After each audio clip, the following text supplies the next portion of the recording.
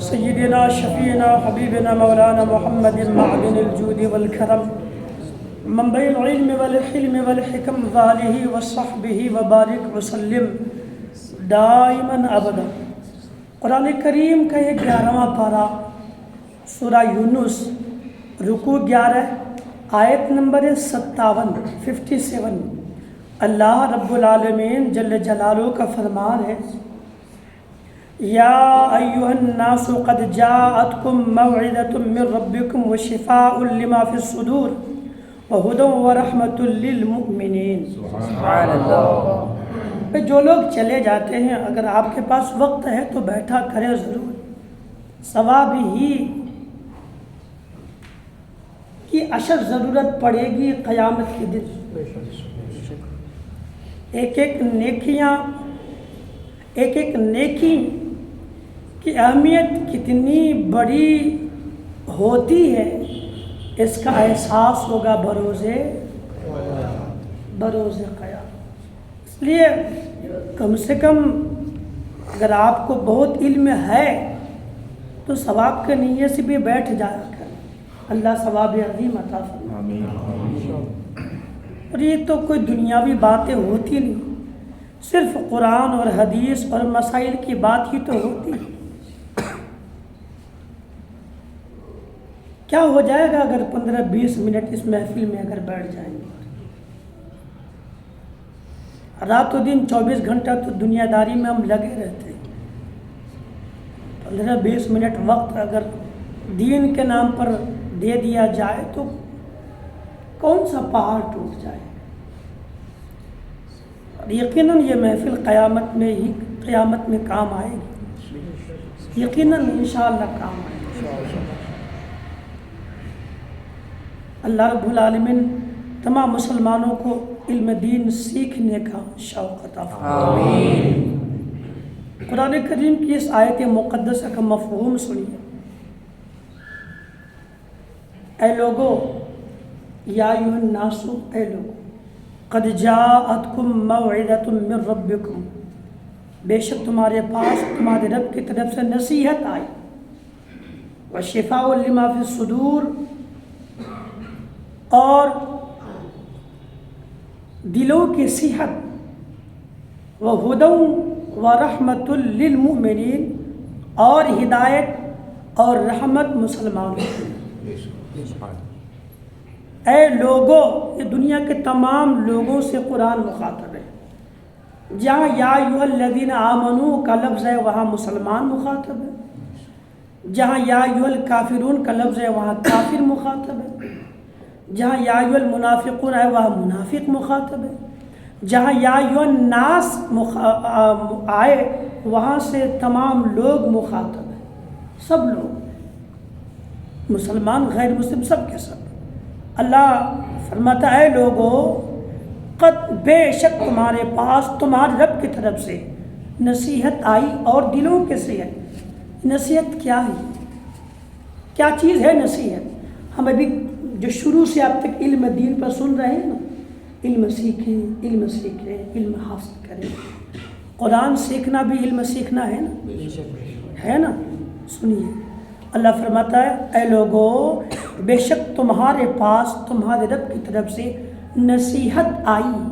علماء فرماتے ہیں یہاں نصیحت سے مراد قرآن ہے، نصیحت سے مراد قرآن شریف ہے۔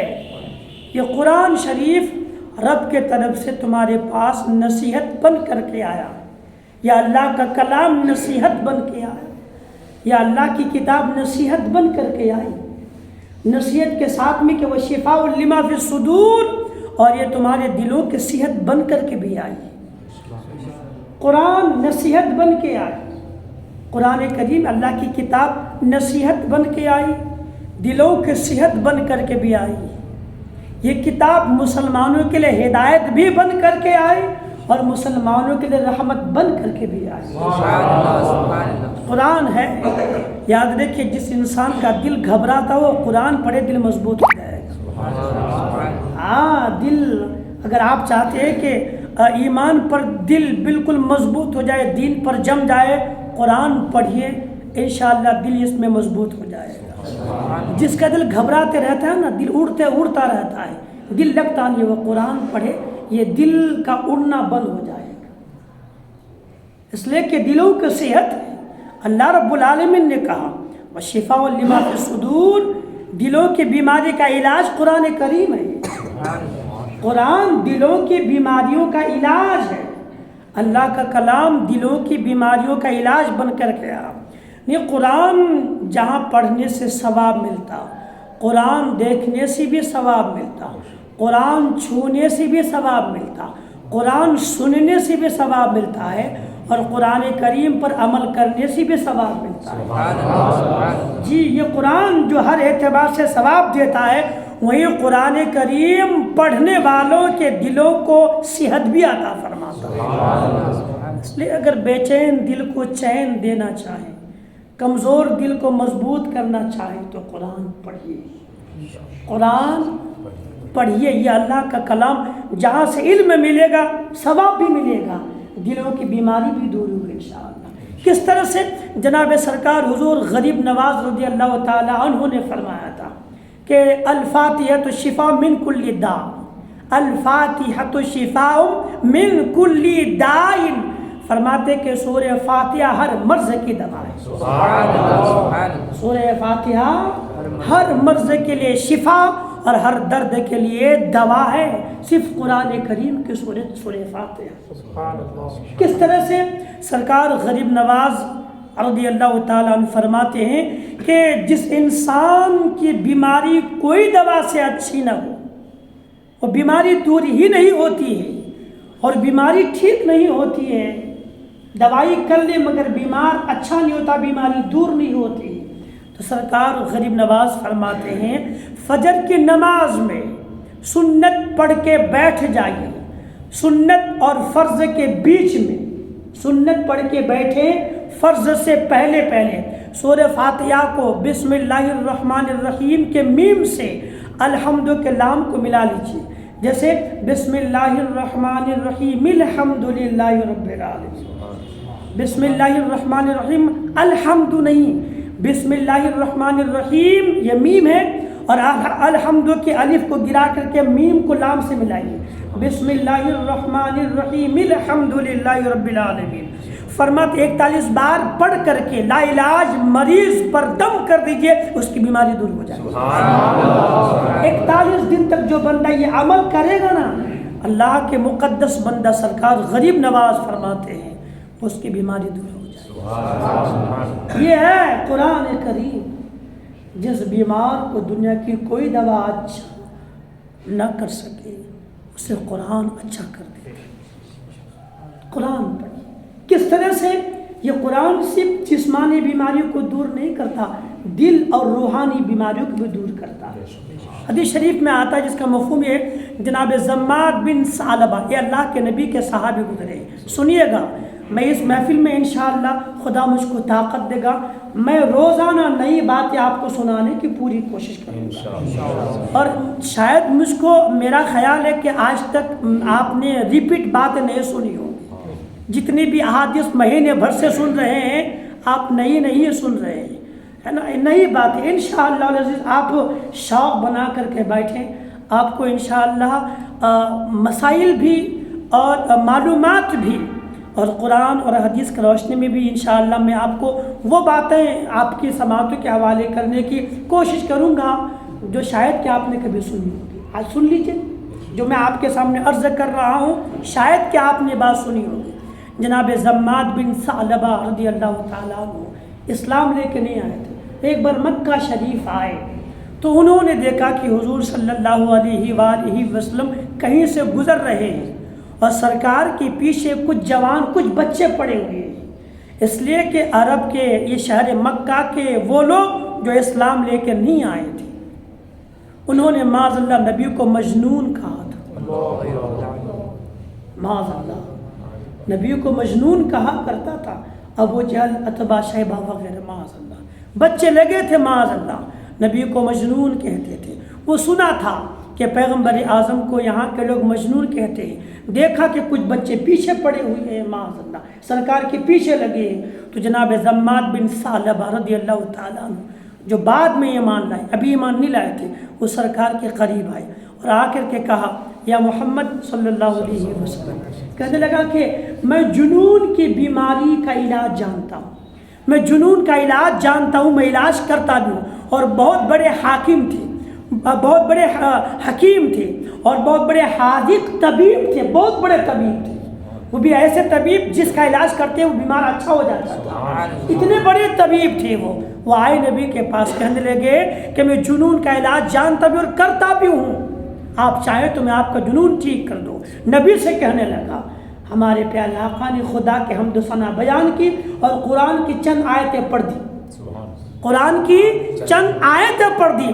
جناب زماد بن ثعلبہ فرماتے ہیں کہ وہ قرآن کریم کی چند آیتیں میں نے نبی کے زبان سنی تھی، میں سوچا تھا میں نبی کا علاج کروں، سرکار نے میرا ہی علاج کر دیا۔ فرماتے اس وقت نبی کے ہاتھ پکڑ کے مشرب اسلام ہو گئے۔ کیا سمجھتے ہیں قرآن؟ جس قرآن کو ہم نے طاق میں رکھ دیا ہے نا، سجا سجا کر کے، کوئی مرے گا تو ہی پڑھیں گے بس۔ آج عالم یہ ہے کہ کسی کا باپ مر جائے نا، برا مت مانے کہ میں سب کی بات نہیں کرتا، جو پڑھنے جانتے ہیں وہ اس میں ہے ہی نہیں، لیکن جو نہیں پڑھنے جانتے ان کے باپ مر جائے، والد مر جائے، تو چلو حافظ صاحب کو بولا وہ پڑھ دیجیے، قبر میں پڑھنی کیا ہے پڑھ دیجیے، قبر میں کیا پڑھنی ہے، کیا پڑھ کے مٹی ڈالنی ہے ان کو نہیں آتا۔ کہاں ہے حافظ صاحب، کب پڑھیں گے قبر میں مٹی ڈالنے کے لیے؟ تو پھر تم صرف وراثت لو گے باپ کے؟ تم جو اپنے باپ کے بیٹے ہو، جو باپ مر گیا ہے زمین گھر جائیداد چھوڑ کر کے، وہ بانٹنے جب باپ کی باری آئے گی تو تم بات کے لوگے، اور قرآن پڑھنے کے بعد تو حافظ صاحب کو ڈھونڈو، کہاں حافظ صاحب؟ ڈھونڈ رہے ہیں حافظ صاحب کو، کیا زندگی میں توفیق نہیں ہو قرآن شریف پڑھنے کی؟ کیوں نہیں سیکھتے قرآن کریم پڑھنا؟ جب باپ مر جائے تو ڈھونڈو حافظ صاحب کو، امام صاحب کو، مولوی صاحب کو، اور جب اسی باپ کی وراثت جائیداد تقسیم کرنی ہو تو سارا ہڑپنے کی کوشش کیا کریں، اور لوگ پھر باتیں بنایا کریں کہ حافظ صاحب پڑھتے نہیں، حافظ صاحب دھیان نہیں دیتے، کہ حافظ صاحب کسی کے باپ کا غلام تھوڑی، اگر مسجد کا امام ہے تو اللہ کے گھر کا نوکر ہے، کسی کے باپ کے گھر کا نوکر نہیں۔ تمہارا باپ مر گیا تم فکر کرو، ہاں حافظ صاحب پڑھ دے تو یہ اچھی بات ہے کہ وہ پڑھ دیتے، بخشش کا ذریعہ ہو جاتا ہے، لیکن ضروری نہیں کہ حافظ صاحب پڑھے، ضروری تم پڑھے، تمہارا باپ مرا تم کو کرنا پڑے گا۔ یہ باتیں بری لگتی ہوگی لیکن حق یہی ہے، سچ یہی ہے، ہر مسلمان کو قرآن پڑھنے آنا چاہیے۔ کتنوں کو قرآن صحیح سے پڑھنے آتا ہے؟ سورہ فاتحہ کتنے لوگ صحیح سے پڑھنا جانتے ہیں؟ کوشش کریں، یہ غور کریں۔ افسوس ہے کہ جس قرآن کو ہر مسلمان کو پڑھنا چاہیے تھا اس قرآن کو طاق پہ رکھ دیا ہے۔ والد مرے، باپ مرے، ماں مر جائے تو ڈھونڈو حافظ صاحب کو، ڈھونڈو مولوی صاحب کو، خود کیوں نہ پڑھنا سیکھ لیتے آپ؟ اگر خدا نہ خواستہ ہم میں سے کسی کو نہیں آتا ہے، اب بھی وقت ہے پڑھنا سیکھیے، لیکن اپنی اولادوں کو ضرور پڑھنے سکھائیے، ضرور سکھائیے، بھیجے مدرسہ، وہ آپا خاناؤں کے دامن کو چھوڑیے۔ اگر اپنے اولاد کو اچھے سے قرآن پڑھانا چاہتے ہیں تو پھر کسی عالم دین کے پاس پڑھی بھیجیے، کسی اچھے حافظ قرآن کے پاس پڑھیے تاکہ اچھے سے قرآن پڑھ سکے۔ یعنی قرآن جو ایک بخشش کا ذریعہ ہے نا، صحیح بات ہے نا بھائی، آپ اپنے بیٹوں کو انجینئر بناؤ، ڈاکٹر بناؤ، سائنسداں بناؤ، انجینئر کے 500 کتاب پڑھا لیجیے، مرنے کے بعد کیا ڈاکٹری کی انجینئرنگ کی کتاب کام آئے گی؟ کون سی کتاب کام آئے گی؟ قرآن نا۔ تو دل پہ ہاتھ رکھے اور غور کرے کہ میں نے اپنے اولاد کو قرآن کس طرح پڑھنا سکھایا ہے۔ جو قرآن پڑھ کے قبر میں بندہ بچ جائے عذاب سے، جس قرآن کی تلاوت کے برکت سے عذاب قبر سے، عذاب حشر سے بچے، اس قرآن کو پڑھانے کی کوئی فکر نہیں ہے۔ فکر خالی ہے کہ سائنس، ڈاکٹر، طبیب، حکیم سب بنائیے، لیکن اپنی اولاد کو دین کی تعلیم پہلے دیجیے، انہیں قرآن پڑھنا سکھائیے۔ نہیں کرتے۔ جناب زماد نے کہا کہ میرے آقا نے قرآن کی چند آیتیں پڑھ دی، میں سمجھا کہ میں علاج کروں گا، نبی نے میرے کفر کا علاج کر دیا، اور کفر چھوڑ کر کے نبی کے دامن کو تھام کر کے مسلمان ہو۔ قرآن جسمانی، روحانی، ذہنی، فکری، دل کی ہر طرح کی بیماریوں کے لیے علاج بن کر قرآن کریم آیا۔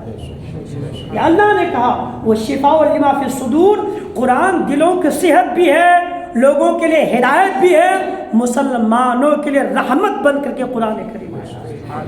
جس قرآن کی اتنی برکتیں ہیں، ہم نے اس قرآن کریم کو طاق پہ سجا کے رکھ دیا ہے۔ جناب حضرت ابو ہریرہ رضی اللہ تعالیٰ عنہ ایک حدیث کے راوی ہے، وہ فرماتے ہیں کہ اللہ کے نبی صلی اللہ علیہ وآلہ وسلم کا فرمان ہے کہ اپنے گھر کو قبرستان نہ بناؤ۔ یہ نبی نے فرمایا ہے، اپنے گھر کو قبرستان نہ بناؤ۔ نبی فرماتے جس گھر میں سورہ بقرہ پڑھی جاتی ہے اس گھر سے شیطان دور ہو جاتا ہے۔ جی اپنے گھر میں برکت چاہتے ہیں تو گھر میں قرآن کریم کی تلاوت کریں۔ آپ کو صحیح سے نہیں پڑھنا آتا ہے تو کسی حافظ صاحب کو کم سے کم بلا کر کے سورہ بقرہ پڑھا لیجئے تاکہ گھر کی بے برکتی دور ہو جائے۔ گھر میں برکت لانا چاہتے ہیں تو پھر قرآن کریم کی تلاوت کیا کریں۔ ایک حدیث اور سن لیجئے، جناب ابو ہریرہ رضی اللہ تعالیٰ عنہ بھی اس حدیث کے بھی راوی ہیں۔ وہ فرماتے ہیں کہ حضور صلی اللہ علیہ وآلہ وسلم نے ایک شخص کو سورہ اخلاص قل هو اللہ کی پوری سورت پڑھتے سنا۔ نبی نے سنا ایک بندہ سورہ اخلاص کی تلاوت کر لیا، پورے قل هو اللہ کی پوری سورت پڑھ لی۔ نبی نے کہا وجبت، سرکار نے کہا وجبت۔ جناب ابو ہریرہ رضی اللہ تعالیٰ عنہ فرماتے کہ ہم نے سنا تو میں نے کہا فقلت یا رسول اللہ ما وجبت، میرے آقا کیا واجب؟ نبی نے کہا اس نے سورہ اخلاص پڑھ لی۔ نبی نے کہا واجب ہو گئی۔ جناب ابو ہریرہ فرماتے میں نے کہا یا رسول اللہ ما وجبت، کیا واجب ہوگی؟ سرکار فرماتے الجنہ، جنت واجب۔ ایک قل هو اللہ کی سورت پڑھ لی نبی کے ایک بارگاہ میں ایک شخص نے، نبی نے بشارت دی جو سورہ اخلاص دل سے پڑھ لے اللہ اس کے لیے جنت کو واجب کر دے۔ قرآن ہر طرح سے اپنے پڑھنے والوں کو فائدہ دیتا ہے، لیکن ہم پتہ نہیں کون سے دنیا میں جی رہے ہیں کہ ہم قرآن سے کوسوں دور بیٹھے پڑھے ہیں یا یوں ہی پڑھے ہوئے ہیں۔ دعائے مولا کریم سے اللہ ہم کو آپ کو ساری دنیا کے مسلمانوں کو قرآن کریم سے محبت کرنے کی سعادت دے، قرآن کریم سیکھ کر کے اپنی اولاد کو بھی کم سے کم ہمیں سکھانے کی اللہ توفیق عطا فرمائے۔ مسئلہ سنیے، دو ایک مسئلہ جن باتوں سے نماز مکروہ ہوتی ہے اس میں سے آج کی ایک بات، کچی پیاز کھا کر کے نماز پڑھنا۔ سنے رہے مسئلہ، آپ تو سنے بھی ہوں، حدیث شریف میں ہے نا کہ ابھی آپ نے کوئی کھانا کھا لیا، ناشتہ کر لیا، ساتھ میں کچی پیاز، پکی ہوئی نہیں، کچی پیاز آپ نے دانت سے چبائی کاٹ کر کے کھا لی اور مسجد میں آ گئے، نیت باندھی، نماز مکروہ ہے۔ کیوں؟ اس لیے کہ منہ سے پیاز کی باس آتی ہے۔ علماء فرماتے ہیں کہ جب کوئی بندہ قرآن کریم کی تلاوت کرتا ہے نا تو اللہ کے فرشتے بالکل اس تلاوت کرنے والے کے منہ کے قریب آ جاتے ہیں۔ شاید میں ذہن کنفیوز نہ ہو تو شاید یہ لفظ بھی شاید کہ میں نے پڑھا کہ بندہ جب قرآن پڑھتا تو فرشتے اس کے ہونٹ سے ہونٹ لگا دیتے، لیکن جب وہی بندہ قرآن پڑھنے والا کچی پیاز کھا کر کے آئے گا تو بدبو آئے گی جس کی وجہ سے فرشتوں کو تکلیف ہوا کرتی ہے۔ اس لیے کچی پیاز کھا کر کے نماز پڑھنے سے نماز مکروہ ہوتی ہے۔ دوسرا مسئلہ کہ جسم پر کوئی ایسی دوا لگا لی جس سے بدبو آتی ہے، کھجلی کسی کو ہو جائے، کوئی جسم میں کوئی بھی ہو، چمڑی وغیرہ ایسی کوئی بھی چیز ہو، تو اگر وہ چیز وہ دوائی لگائے جس کی وجہ سے جسم سے بدبو آتی اور اس انسان کے جسم سے بدبو نکلتی ہے، آس پاس کھڑے ہونے والوں کو بھی تکلیف ہوتی کہ پتہ نہیں کیا لگا کر کے آ گیا ہے، تو بدبودار دوا وغیرہ لگا کر کے مسجد میں آنا ہی منع ہے، اور وہ اس کو لگا کر کے نماز پڑھے گا نماز مکروہ۔ اس لیے یہ سب چیزوں کا خیال رکھیں۔ اس لیے علماء فرماتے جب نماز پڑھنے آؤ نا تو لباس اچھا پہنے، خوشبو لگا کر کے آؤ، خوشبو لگا کر کے آؤ تاکہ لوگوں کو بھی اچھا لگے، فرشتے ہیں ان کو بھی اچھا لگے۔ اس لیے اس علماء فرماتے یہاں تک مسجد میں وہ جو ماچس جلاتے ہیں نا، موم بتی یا اگربتی بتی جلانے کے لیے، بار شریعت میں ہے کہ ماچس جلانا بھی مسجد میں مکروہ ہے، اس سے جو مسالہ کی بدبو آتی ہے وہ بدبو یہاں نہیں آنی چاہیے۔ اس لیے آپ نے سنا ہوگا پہلے کے زمانے میں جب مسجد میں چراغ روشن کرتے تھے تو مٹی کے تیل جلانا منع ہے، اس لیے کہ اس سے بدبو آتی ہے، فرشتوں کو اس سے تکلیف ہوا کرتی۔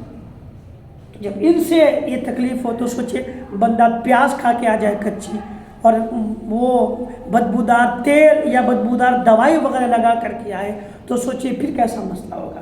اس لیے کچی پیاز کھا کر کے آنے سے، بدبودار تیل لگا کر کے آنے سے، ایسے بدبودار کپڑے پہن کر کے آنے سے بھی نماز مکروہ ہوتی ہے۔ اچھا کپڑا پہن کر کے آئے، بالکل اچھے ساتھ میں، اب بہت لوگ اس چیز کا دھیان نہیں رکھتے ہیں. حضور کی حدیث ہے الطہور شطر الایمان، پاکی ایمان کا حصہ ہے. بہت لوگ دانت نہیں مانجتے، ایسے بھی ہو کہ کچھ نہ کچھ جو منہ کھولتے ہیں تو منہ سے بدبو آتی ہے. کہ اسلام وہ ایک ایسا مذہب ہے جو اپنے ماننے والے کو بالکل اچھا رکھتا ہے ہر اعتبار سے.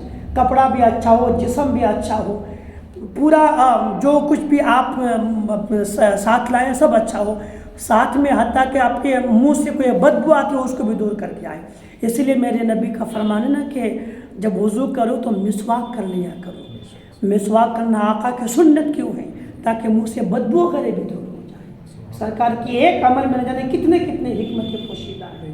اس لیے یہ سب چیزوں کا دھیان رکھے. جسم پاک ہو، منہ پاک ہو، کپڑا پاک ہو، لباس پاک ہو، اس طرح سے آئے پھر نماز پڑھیں تو پھر آپ کو بھی مزہ آئے گا، کسی کو تکلیف بھی نہیں ہوگی اور آپ کی نماز بھی صحیح ہو جائے گی.